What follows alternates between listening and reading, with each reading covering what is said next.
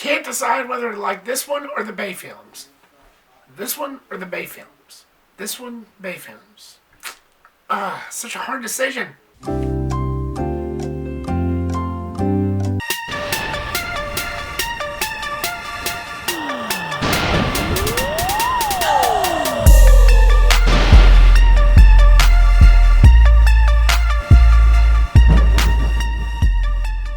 What is up, my fam, and welcome to my review of Transformers: Rise of the Beast. One of my most anticipated movies of the year amongst a slew of others. Thank you so much as always for watching and clicking here. I really do appreciate it. So the film tells the story of an advanced alien robotic race known as the Maximals and Autobots. Along with their human allies, they race to stop the Terricons and their evil plan to bring in Unicron to destroying the planet. I was never really the target audience for any of this property growing up. I never played with any of the toys. I never watched any of the animated shows or the animated movie. It just wasn't my thing. If it wasn't Aladdin, then fudge it. I did not care. Aladdin was my homie. I never cared about anything else but Aladdin. Just really wasn't my thing. But it wasn't until 2007 when Michael Bay, one of my most favorite directors, and I'll never be afraid to admit that, came out with his version of it, and following up on those as well. I'm never going to be afraid to admit this. It seems like I'm going to be on an island on this, because everywhere I look is going to be the exact same opposite of what I'm going to say. If I have more subs, then this will probably earn me some hate comments, but again, don't care. But I always fancied, I always liked the Michael Bay films. Again, that's something I'll never, ever be afraid to admit, because that's just me. I know I'm on an island with this, because everywhere I look, like I said, everywhere I look, it's just like piles of crapping on it, and I don't think it deserves to get as much hate as it does. I honestly don't. That's just me. Apparently a vast majority of the population just hated those, but apparently not that much, because they kept on making money hand over fist, minus the last one, and they just kept on making it. So really, it's the critics that had a problem with it. But the movie-going audience, which is what I'm a part of, because I don't consider myself as a movie critic, even though I do movie reviews, I'm in that vast majority. They kept on making money hand over fist, and that's really what matters to studios. I love them. I really do love them. And I've said this about Michael Bay many times, and forgive me if I'm being biased, but I love his style.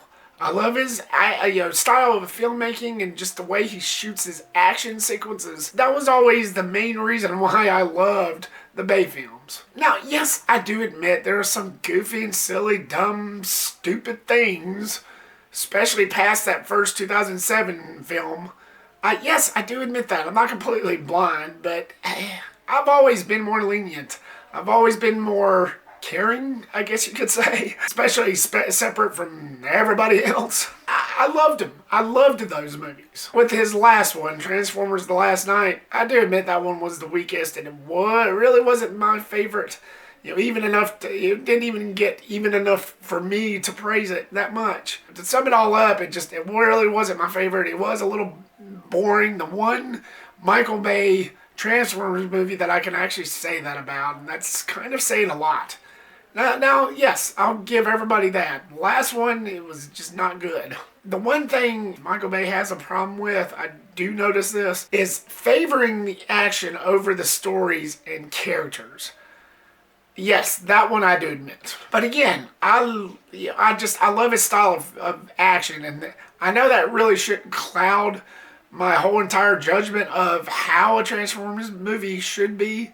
And again, I was never the target audience, so what zero freaks should I give? And then they came out with Bumblebee, which, I do admit it wasn't bad, but it was more heavily on the story arc and the character arc, which is what everybody wanted, and which is definitely what the Bay films was missing. And it wasn't bad. I liked it, but it just, for me, I'm an action junkie. I needed a little bit more of that. There's no reason why you can't have a movie like this with having perfect character arcs and story and action. And then when Transformers: Rise of the Beast came out, I was a little worried, because this is the first Transformers movie that was not directed by Michael Bay.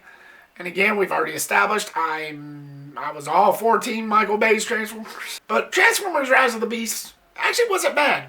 It wasn't that bad at all. But was it perfect? Before getting into all that, let's dive into the positives for Transformers Rise of the Beasts. Now that I got my ranting over with the other ones, I gotta admit, for Transformers Rise of the Beast, it definitely did know how to deliver on the action. You do get plenty of action here. You do get plenty of robots kicking other robots' butt and just a bunch of cool visuals and car chases and explosions.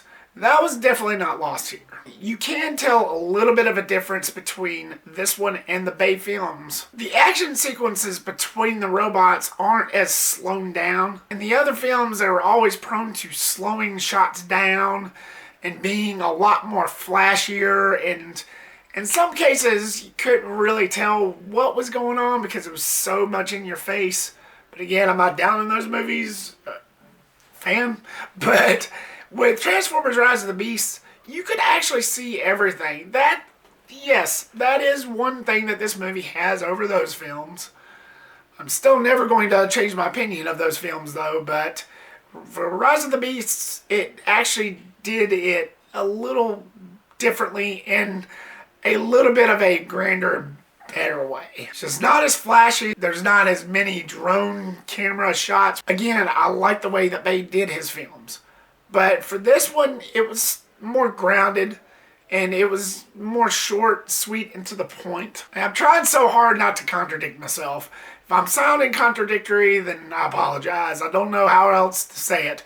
But I do like the way that they did the action for Rise of the Beast, considering that this was a different director that was not Bay himself that did this movie. He was still involved. He was one of the producers, I believe. But again, I was a little worried going into this. But afterward, it was pretty satisfying. It was still a really cool take on how everything was, just laid out and just shown and thrown at you. You have plenty of robot action and plenty of explosions and car chases. Like I say, it's just more grounded. And I think that's a lot of what people will praise about this film and has praised. And that's what a lot of people will tolerate more about this film compared to the others. Honestly, I'm not really sure which one I like best. This one, Transformers Rise of the Beast, or the Bay films. Rise of the Beast, Bay films. It's going to be a toss-up. Shut up. So I know most people will probably go for Rise of the Beasts better than the Bay films of what I've seen, but it's going to be a coin toss for me. For a while, anyway. I mean, I was smiling for sure. This little mug was smiling the whole time, that's for sure. Stephen Caple Jr., who brought us The Land and Creed 2, which I've not seen. This is actually the first movie that I've seen from him. This makes his third movie, so it's still pretty early on in his career, which really brings me hope, and it really, makes me happy knowing that an up-and-coming director, after his second film, is giving a really popular IP property such as this to do, and that really gives me comfort, knowing that the studios had that much faith in this guy, which should, proceed with enough faith with everybody else to how good of a movie this is going to be. And I think he did a really good job. Like I said, I've never seen his first two movies, but I think this guy did a really good job on this film. He brought a pretty cool vision to this film. Like with the shots and just the different action scenes and angles. I think he did a really good job. There's definitely somewhat of a difference, but not really in the style of action that he does compared to Bay. Like I said, this one's more grounded than those. It's not as flashy, it's not as slow-mo, and you get to see most of everything because it's not as in your face. So that I could appreciate. Again, not crapping on those others, but still. The voices was done really well. You got Peter Cullen, who returns as Optimus Prime, who's been doing this character since the 70s, since the cartoon show first came out. Very talented. I've seen interviews of this man, and I gotta say, he can turn that voice on and off like a snap, and the guy's got talent. When he goes into Prime mode, you wouldn't even know that that's the same guy. Man's got a gift, that's for sure. I've talked with a lot of people that grew up with Transformers, and I don't take them for granted. I love you guys. This is Optimus Prime. I can't see anybody else doing this role, honestly. When he goes, I think that should be the end of Transformers altogether.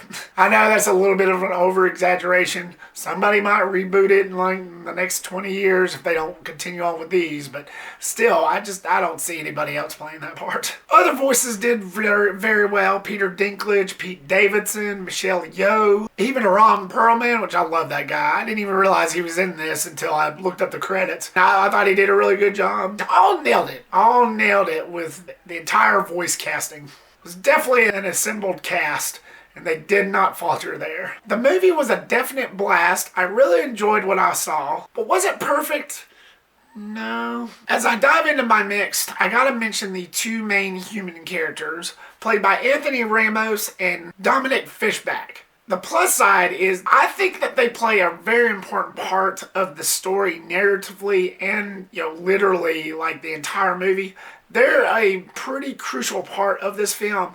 They both have a very important job to do, like with helping out the Transformers as well as themselves and trying to survive. They both did very well. They both acted very well. They nailed it on the spot. And there's some cool human elements that was brought into this that I do admit a lot of the Bay films was missing. I did appreciate that, story-wise and character arc-wise. The minus side, though, was that Ramos's character, you get to find out a little bit about him in the first act. You find out he was a soldier, he was discharged, and that he was pretty much a hero, and that he has a sick brother that he's been taking care of, and he's down on his luck, and he can't catch a break.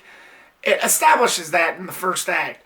But immediately after that, when all the other stuff starts going on, they never go back to that. You don't get any more than what you see, which is really not enough. I mean, to me anyway. I think it could have benefited a little bit more, and I think that was a little bit of a missed opportunity with that. They could have shined on that character just a little bit more. And I just think that was a much needed opportunity that they just missed entirely. Now, I understand that once the second act happens, that's where all the Transformers stuff happens. That's what you go to these movies for. But if they were trying to do a better character arc movie and a better story type movie than those other films, then they should have put a little bit more effort into it. That's all I'm saying. Like with his struggles of life and just never catch a break. And I wish they would just gone back to that, And maybe they will. Like if they get to a sequel, if this does well enough at the box office, here's hoping. They just leave you hanging and just feeling like you wanted more. It's just a huge swing and a miss there. And then you got Fishback's character who plays his Ramos' character's partner. You don't get nothing from her. I mean, yes, she's the one that helps the Transformers get to where they need to because she's very highly educated. She knows hieroglyphics and she knows symbols. So she knows exactly where to go, that this item is like over here, we got to go over here in Peru and, search over here because that's where it is. She's a very important part of the story because of that. But you get nothing, absolutely nothing from this character than that. No character arc, no character build up. She's just thrown in as just a way for the movie to continue, and that's it. I mean, she was a pretty cool character, don't get me wrong, but they could have elaborated a lot more on this story, on her story arc by giving her a beginning story arc to begin with in the first place. Me personally, I would have preferred the brotherly angle between Ramos's character and his little kid brother. Like I already mentioned that it establishes that he has a sick brother at the beginning. That was actually pretty cool to see, just the dynamic between them two. Now this kid has an illness, and I understand that the illness, whatever it was, would have prohibited him from coming with his brother, with Ramos's character, to fight all this stuff, and I understand he was a kid, but I just feel like if he'd have gone with them, with both Ramos and Fishback's character, then it probably would have benefited the story a little bit more. It would have showed more of an emotional depth to these characters to where like, in the Fishback's character, you probably wouldn't even noticed. You probably wouldn't have even cared about giving her a story arc because you have this brotherly love throughout the entire movie. If they'd just done it like that, you probably wouldn't have even cared about that other stuff. I just think that was a little bit of a missed opportunity as well. And now on to my negatives, and don't take what I'm getting ready to say as a bash against this movie. I really enjoyed this movie, so don't take what I'm getting ready to say as a bad thing. But I did think the story was the most generic out there. It's something that we have not seen a million times in this series, especially in this franchise. It's just one of those stories that has been a continuation over and over, just punched it to the ground so many times that it just really wasn't nothing new here. To sum it all up, bad guy wants a device to destroy the world. Good guys tries to save the world by stopping bad guys. That's basically it. Now, I do admit, at this point of this franchise, you don't really come to these movies for Shakespearean storyline. You just come for the action. But it would be nice if they brought up something a little bit newer in story. The story was so generic, so much so that something happens in this movie that is a definite ripoff from one of the other films. One I won't get into, but as soon as it happens, for those of you who have watched it, you definitely know what I'm talking about. But it was definitely a ripoff from one of the other films. So much so that when it got to that point, I knew exactly how the whole thing was going to play out. By the third act, the surprise, the shock value just wasn't there. And that really disappointed me. As soon as that thing happened, I knew exactly how the entire thing was going to play out. And that was really disappointing because the shock value and the surprise value just wasn't there. At the end of the third act, as soon as I predicted everything that was going to go on, I was like, oh yeah, I didn't see that coming. Okay, moving on. It was just a little bit of a disappointment, and I just wish they would have gone a different route. It's just something that was so predictable, like with story-wise and everything. It's just something that we haven't seen in countless of superhero movies. And it would have been nice to get something new, but you don't really get that here. But overall, guys, I had a great time in this film. Despite its flaws, despite what I just said, and despite the story, flaw, and the rip-off, anti-shock, and surprise value, I really had a good time in this movie. Again, don't take what I just said in the negatives as crapping on this movie. I know it may sound like I am, but I'm really not. It was actually the better one compared to Michael Bay's last film, The Last Night. I enjoyed the hell out of this. It's a happy accident. So Transformers, Rise of the Beasts. What was your thoughts on it? Have you seen it yet? Are you a fan of this one? Are you somebody that enjoyed this one a lot more than those other films? Are you somebody who found this to be the best out of all of them? Are you somebody that liked this one better than Bumblebee? Or did you like Bumblebee better than this one? Or did you like the Bay films better than these last two? Leave me a comment down below and give me your thoughts. Thank you so much, guys, for watching this. I really do appreciate it. Like, subscribe, comment, and share. And make sure to click that bell icon so you don't miss a thing. And I will see you on the next one. Peace.